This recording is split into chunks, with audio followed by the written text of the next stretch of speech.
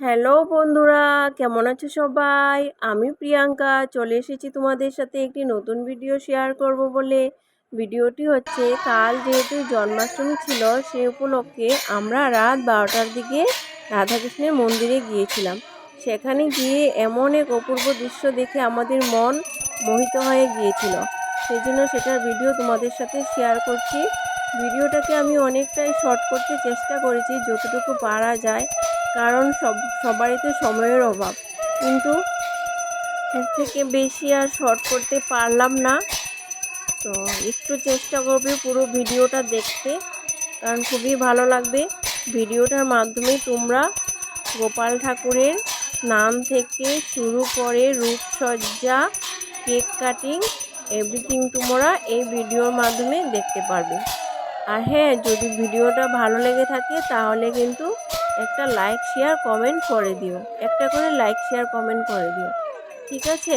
এই দেখো, এখন গোপাল ঠাকুরের স্নান চলছে। একজন একজন করে সবাই দুধ গঙ্গা জল স্নান করিয়েছিল।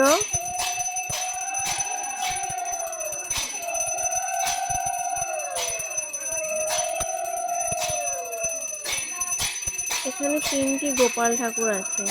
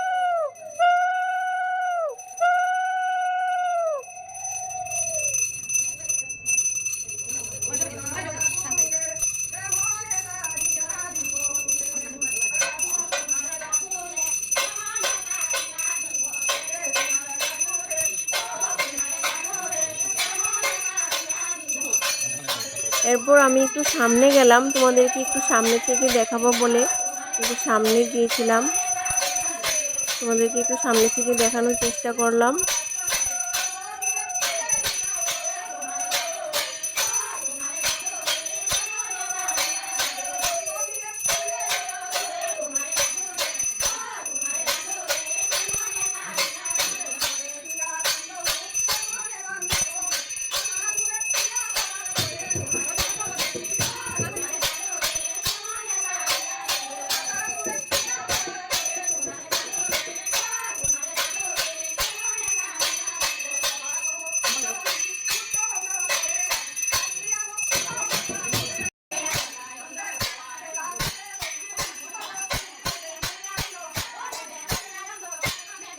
এরপর শুরু হয়েছিল গোপাল ঠাকুরের আরতি পর্ব।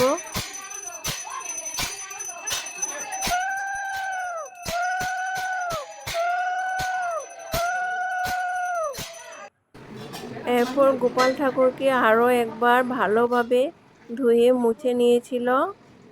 কারণ সবাই তো দুধ দিয়ে চান করানোর পর দুধ টুধ লেগে থাকে না, সেই জন্য আবার ভালো করে একটু ধুয়ে ভালো করে মুছিয়ে নেওয়া হয়েছিল।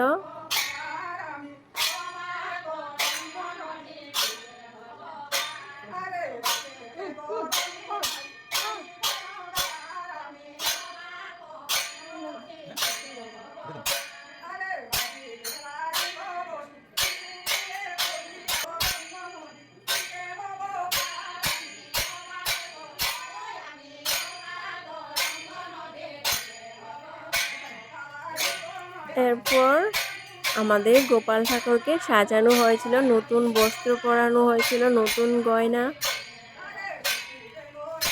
এই দেখো সব নতুন নতুন।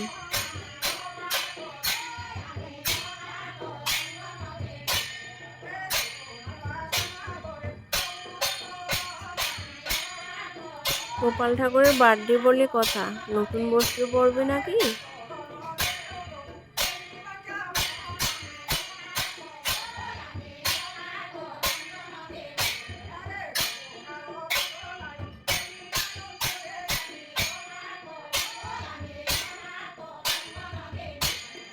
প্রত্যেকটি গোপাল ঠাকুরকে নতুন বস্ত্র, নতুন অলংকার পরিয়ে সজ্জিত করা হয়েছিল।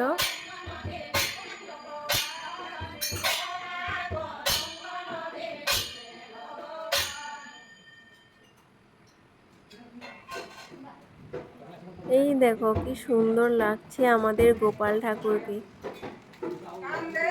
নতুন বস্ত্রে।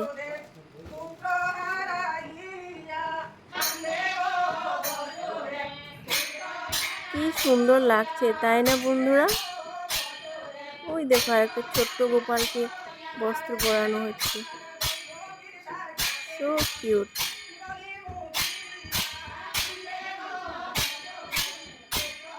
এরপর তাদেরকে তাদের নিজের নিজের আসনে বসানো হয়েছিল।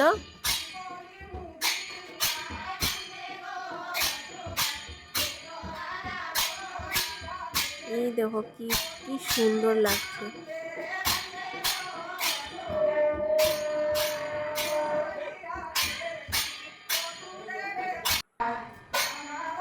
এরপর হলো পূজা, পুজোর পর কেক কাটিং হলো, গোপাল ঠাকুরদেরকে কেক খাওয়ানো হলো।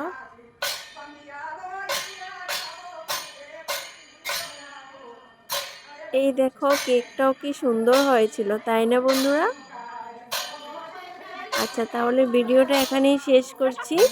Thank you for watching, by.